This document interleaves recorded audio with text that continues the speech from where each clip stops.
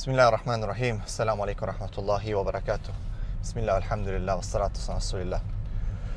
So we're continuing the series of polygyny, and alhamdulillah, I would like to thank all the people who are commenting and who are sending me messages, the positives and the negatives. It's okay. As for the negatives, it happens. You have to understand that I'm talking about something that is so taboo, yet it's part of Islam. You cannot separate it. You cannot prove it. No one has given me a hadith there or an ayah where it says polygyny is not part of Islam or it's haram or something like that. No. The arguments are usually emotional or so kind of rational, applicable to today's times or not, and. So, alhamdulillah, I deal with that.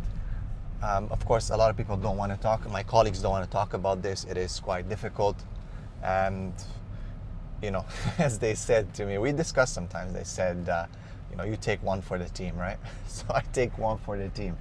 I decided to take one for the team, meaning that, of course, I'm going to get a lot of fire for talking about this, no doubt, and I'm already getting it, and it's okay, but it's also, there's a lot of positive, I think more positive, actually, to be honest, than negative comments, and from sisters specifically, subhanAllah, a lot of sisters are saying, good that you're talking about this, great, they're giving their feedback, and it's helping a lot to understand their perspective, and a lot of what I'm going to say has to do with their perspective and the message they're sending me. Another thing that I want to say is that, I'm taking one for the team. I was talking to one brother today and he gave me some advice on what to talk about, because they're not going to talk about it. So if I already started, it's kind of like, okay, you go ahead, bro. We'll just feed you what you should what you should discuss as well. Cover this, cover that. But you take the heat for the team, boom, and then we'll sit back and relax and let's see what happens, right? So, as Ben Israel said, "Idhab anta wa rabbuka," go you and your Lord and fight, right? We'll stay here and kind of sit, so it's all good, alhamdulillah. But, I've got death threats before from the Romanian community, so I'm cool. I think I can handle the sisters being upset with what I'm talking about. And they shouldn't be upset. Okay, and again, please, your attention spans have to be very focused. I try to make the videos sometimes longer, sometimes shorter, because there's a lot to say and I want to make sure I cover it. I want to make sure I give as much proof as I can, as well as the reality, and we talked about the theory, ideal situations versus real situations, and so on. So I take one for the team, bismillah. And another thing I want to say is that most of the brothers that were my friends, they're still my friends, but just texting me or something like that. They're sometimes blacklisted from their wives. They're not allowed to see me. They're not allowed to talk to me, kind of. And somehow their wives don't really like me. So I lost a lot of friends. I lost a lot of brothers when they know who I am, what I do, and how I apply these things. I practice what I preach. So I lost a lot of friends, subhanAllah. A lot of brothers don't want to hang around with me. And it's funny though, I'm so sorry that I'm not making fun of it. It's just, it is funny. It is funny because you would expect anything. Anyway, let's get to it. So, look, see, these problems that I'm talking about that people blame polygyny for are things that happen in single couples as well. I've said that in my previous lecture. You have to understand that. See, I've been counseling couples and parents, and so a lot of these things happen from a guy's married to a girl for 20-30 years, they're together, right? And no second marriage, nothing, started with love, and then things kind of didn't go the right. Why? I want to ask why. It's the same actually reason why sometimes polygyny doesn't work. It's because they didn't submit to Allah. They didn't follow Islam when it comes to the practices, the rights, and the responsibilities. So, on the husband's side, that he should give the rights. He should give the rights to the women properly and be as fair as he can, of course, and we're going to talk about fairness. And on the sister side, that she should never put her husband in that position where he has to, he got to choose between you or her.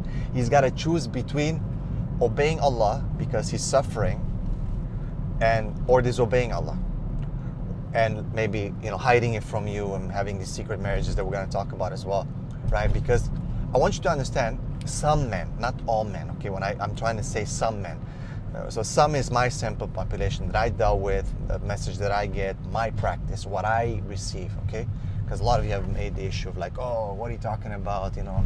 So there's some men who are really good. They can deal with one wife, mashallah, she loves them, and she loves him and he loves her. She's really good. She responds to his sexual desires when he needs to, as per the hadith of the Prophet ﷺ, that even if you're on top of a ride, you're riding a camel, the woman should respond. Even if she's cooking on the stove, she should respond to him, right? So some women are just like that. The guy's happy, she takes care of herself, she's beautiful all the time, clean, puts the kids to sleep, doesn't, you know, sleep with them all the time and leaves him in his bed alone, and, you know, wears pajamas all the time. She's always dressed clean and takes care. When he comes home from the fitna of outside, she's receiving him in a beautiful way, smells good, looks beautiful. They have this beautiful relationship, mashallah. He doesn't need another wife, doesn't want to spend anymore, doesn't want the headache, doesn't want problems. He just sticks to one. There are some people like that, yes. But there's also a lot of people who are not in that ideal situation, and they're looking at, should I disobey Allah and like astaghfirullah and masturbate and go to prostitutes, or should I marry? Then he's faced with, I'm gonna lose my first wife and the kids. Most of the time the women make this huge dhulm of using and leveraging the kids and the divorce against the husband. So he's stuck there, you know, like, what should I do? I don't have, you know, I'm stuck, you know. I don't want to disobey Allah. I'm suffering, I'm dying. Like, I've talked to one brother for 10 years. He was dying, his wife wouldn't sleep with him. He was one of my people that I counseled.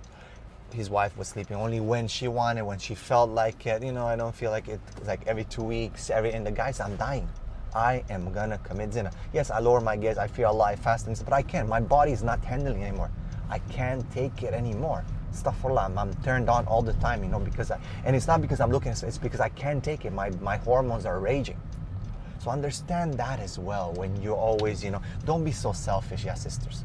Don't be so selfish. Don't think that all the guys are pricks and they're bad and they're evil. You know, someone commented it's about lust and that, you know, it should be more spiritual, and that the spiritual man will never have this lust. They'll never put the lust first. Yeah, sister, the Sahaba married more than one wife. The Prophet ﷺ was polygynous. Are you telling me that he's not spiritual? Where is this argument coming from, guys? Come on, let's be smart when we do these arguments, because it can get you in trouble, right? Let's be smart with these arguments. Don't just be emotional. Don't be selfish. Don't get upset here, but it is a selfish behavior. Put everything in its right perspective. There are some men who are suffering. They're good men. They provide. They're going to work. They're struggling. They're good fathers. And they're suffering because their wives are not sleeping with them, and they're not fulfilling their emotional, you know, that he feels like he's a man. She asks him, are you okay? He's willing to, he can open up to her. Some women can't do that. And they're only thinking about themselves, and they're only the victims. If anything goes wrong, anything, as the hadith of the Prophet ﷺ said, of the kufr al-ni'mah, he will do good for her all the time. We're talking about righteous men. I'm not talking about the guys going to the clubs. I'm not talking about the guys not paying, you know, for their children. I'm not talking about the guy who's drinking. I'm not talking about these guys, man. I'm talking about the good Muslim. And there are. Don't tell me there aren't. There are. And we know some, mashallah, there are. The guy is doing whatever he can. He's doing his best. Is he perfect? No. But he's doing his best, man. He prays, he fasts, he takes care of her, he pays for her, he takes nice house, nice everything, food. Even, you know, in sex, he satisfies, he won't, astaghfirullah, the brother say, I don't have I don't come, astaghfirullah, you know, I'm sorry, I'm using, but I won't orgasm till my wife orgasms, you know. Sorry to be so descriptive, but we have to discuss these things. It's enough of this garbage. And then she decides not to, and and then it's selfish, man. It's very selfish. And then say, oh, he's following his desires. Did the Prophet ﷺ just follow his desires? Did the Sahaba just follow their desires? Were they not spiritual enough to be able to overcome polygyny and the desire? Is it all about desire? No, but it's part of it, right? It's part of it, guys. And this is, look at the hadith of the Prophet ﷺ. Oh, young man, get married. It helps you lower your gaze. It helps you guard your chastity. What is guarding your chastity? Is praying better? Of course, it's going to help you because it's not going to think about it.